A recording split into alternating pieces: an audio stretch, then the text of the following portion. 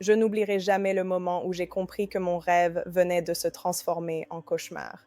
J'étais debout au milieu de mon salon flambant neuf, incapable de reconnaître l'endroit que j'avais tant aimé avant même d'y habiter.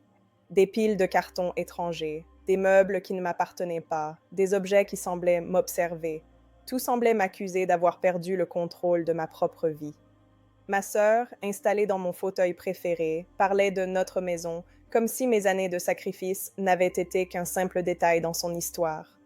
Mon cœur se serrait, mais mes lèvres restaient muettes. Comment étais-je passée de la victoire à l'invasion, du rêve à l'étouffement?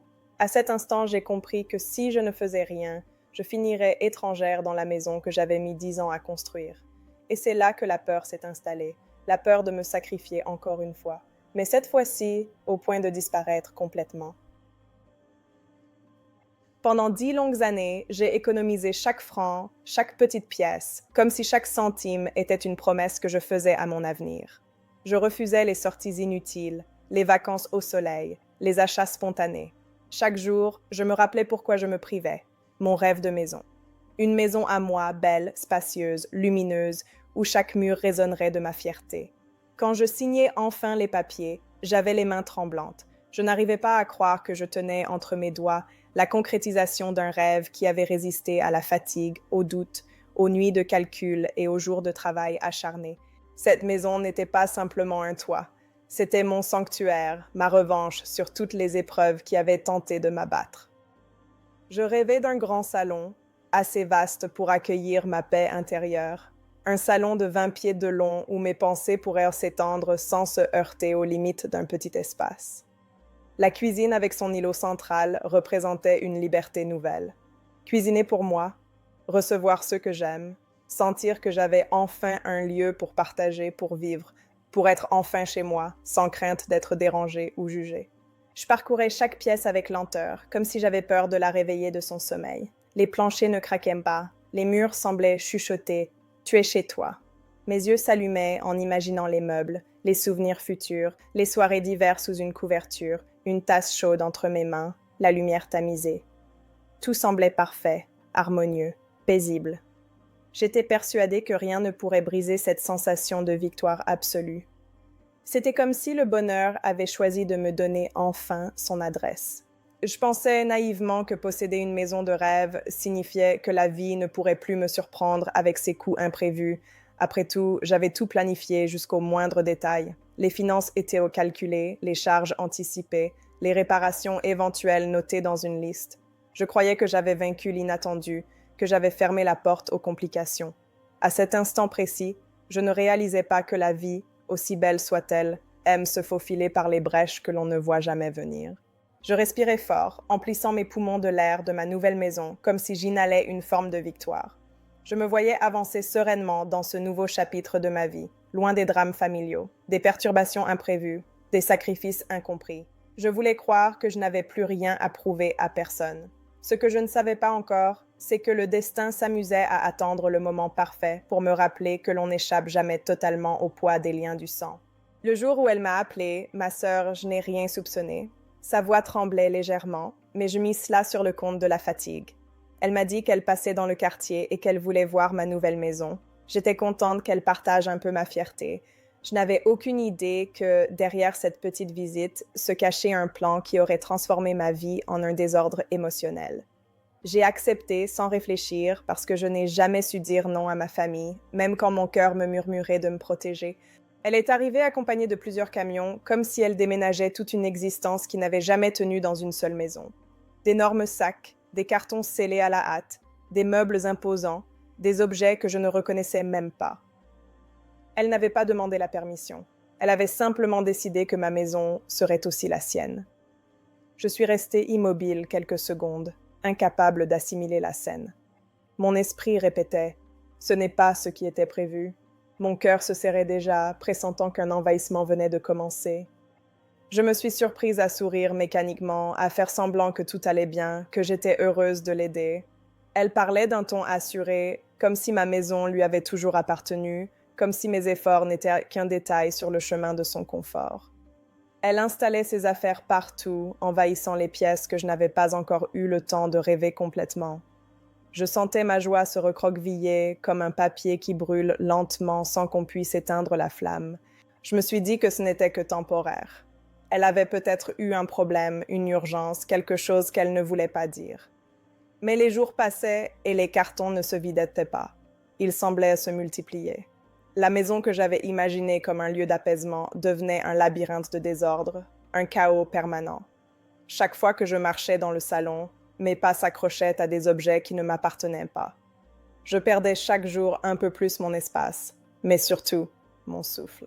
Je voulais lui parler, lui dire que je ne pouvais pas supporter cette invasion, mais la peur de briser la relation me paralysait. Elle, de son côté, ne voyait rien ou ne voulait rien voir. Elle riait, s'installait, prenait ses aises, comme si tout cela était naturel. Mon rêve se fissurait, lentement mais sûrement. Je commençais à me demander si j'avais vraiment gagné quelque chose, ou si j'avais simplement échangé une prison invisible contre une autre, bien plus étroite, bien plus sournoise. Les semaines suivantes furent une épreuve silencieuse. Ma maison n'avait plus rien du sanctuaire que j'avais imaginé. Les couloirs résonnaient de tensions étouffées. Je ne reconnaissais plus mon propre espace, et je commençais même à me sentir étrangère chez moi. Je marchais sur des œufs, priant pour qu'aucune dispute n'éclate, mais la colère bouillonnait en moi comme un volcan prêt à exploser. Je me demandais comment était-il possible que la personne que je voulais protéger soit devenue le danger, même pour mon équilibre mental. La nuit, je restais éveillée, observant le plafond, repensant à toutes ces années d'économie, d'efforts, de sacrifices. Je revoyais mes espoirs défilant devant moi comme une série d'images que je ne pouvais plus toucher. Je me sentais trahie, non pas par ma sœur seulement, mais par ma propre faiblesse. Comment pouvais-je laisser mon bonheur être avalé par quelqu'un d'autre? Pourquoi me sentais-je obligée d'accepter l'inacceptable au nom d'un lien familial que je portais seule, sans réciprocité? Je réalisais alors que le rêve que j'avais construit n'était pas solide. Il reposait sur l'idée que la solitude serait ma protection et que la famille, même lointaine, resterait à sa place. Je me rendais compte que je n'étais pas prête à dire non, que je n'avais jamais appris à mettre des limites. Et plus je tentais de faire bonne figure, plus je sentais mon esprit se briser. La maison que j'aimais me regardait désormais comme une étrangère envahissante dans ses propres murs. J'essayais de parler à ma sœur timidement, doucement, en espérant qu'elle comprendrait. Mais elle baissait les yeux, changeait de sujet ou se vexait, comme si j'étais ingrate. Elle inversait les rôles, m'accusant de lui tourner le dos dans un moment difficile, comme si ma réussite était une offense à sa vie. Elle me faisait douter de moi-même, de mes intentions, de ma bienveillance. Mon cœur devenait un champ de bataille où s'affrontaient mes besoins et ma culpabilité. Le jour où elle a déplacé mon fauteuil préféré sans me prévenir, j'ai ressenti comme un électrochoc. Ce fauteuil, celui dans lequel j'avais imaginé savourer ma victoire, était maintenant tourné vers un mur rempli de ces cartons. J'ai compris alors que je n'avais plus un centimètre de vie à moi. Mon rêve m'avait échappé. Je n'étais plus maîtresse de mon espace. Et dans ce silence lourd, une question terrible s'imposa. Avais-je acheté ma propre défaite? J'ai rassemblé mon courage un matin avant même que le soleil n'apparaisse. Je me suis regardée dans le miroir et j'ai vu une femme fatiguée, vidée, mais déterminée. Je méritais mieux que ce chaos. Je méritais de vivre dans la maison que j'avais construite pierre par pierre, sacrifice par sacrifice. Je me suis promis que je ne laisserais plus personne, pas même ma sœur, détruire le seul espace que j'avais pour respirer. Je devais reprendre ma vie en main, même si cela voulait dire affronter une tempête émotionnelle. Quand je lui ai annoncé qu'elle devait chercher une autre solution, son regard s'est assombri. Elle n'a pas crié, elle n'a pas pleuré. Elle m'a simplement regardée comme si j'étais une étrangère. Elle a murmuré que je l'abandonnais. Mais je savais que la véritable trahison aurait été de m'abandonner moi-même. Mon cœur se serra, mais je ne reculais pas. Il était temps que je prouve que mon rêve n'était pas fait pour être piétiné. Elle a mis plusieurs jours à rassembler ses affaires. Chaque carton déplacé était un morceau de mon souffle qui revenait. Chaque meuble démonté était une partie de ma force retrouvée. Je réalisais combien il était vital de tracer des frontières claires pour protéger son équilibre. Je n'étais pas responsable du monde entier. Je ne pouvais pas porter la détresse des autres au point d'en être détruite. Je respirais mieux, mais la peur de la perdre restait enfouie, là où se logent les douleurs que l'on préfère taire. Le soir où elle est partie, la maison était silencieuse, mais ce silence n'avait plus rien d'angoissant. C'était un silence de renaissance. Je me suis assise dans mon fauteuil, remis à sa place, et j'ai fermé les yeux. Je me suis promis de ne plus jamais laisser quelqu'un envahir ma vie au point d'en chasser mon propre bonheur.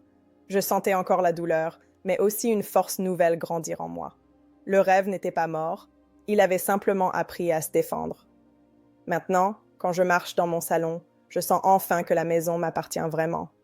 Chaque pas, chaque souffle, chaque regard posé sur les murs me rappelle que le bonheur doit être protégé avec une vigilance constante. Le rêve est toujours là, peut-être plus fragile, mais plus vrai. Et je sais que je ne referai jamais la même erreur. J'ai compris que parfois, il faut se battre pour ce que l'on mérite, même contre ceux que l'on aime. Cette histoire m'a appris que réussir ne signifie pas seulement obtenir ce que l'on veut, mais aussi apprendre à le préserver. Une maison, un rêve, un accomplissement, rien de tout cela n'a de valeur si l'on laisse les autres en prendre le contrôle. Les liens du sang ne doivent jamais devenir des chaînes invisibles qui étranglent notre liberté et notre paix. On croit souvent que dire non est une preuve d'égoïsme, mais c'est parfois la seule façon de protéger notre santé mentale et notre équilibre. On ne peut pas porter tous les fardeaux du monde, ni les problèmes qui ne nous appartiennent pas. Se respecter, c'est aussi respecter ceux que l'on aime en leur laissant assumer leurs choix. Si mon histoire vous a touché, si elle vous a fait réfléchir sur vos propres limites à poser, abonnez-vous à ma chaîne et activez la cloche. Ensemble, continuons à partager des récits réels, humains et profondément émotionnels. Merci de votre soutien et n'oubliez jamais de protéger vos rêves.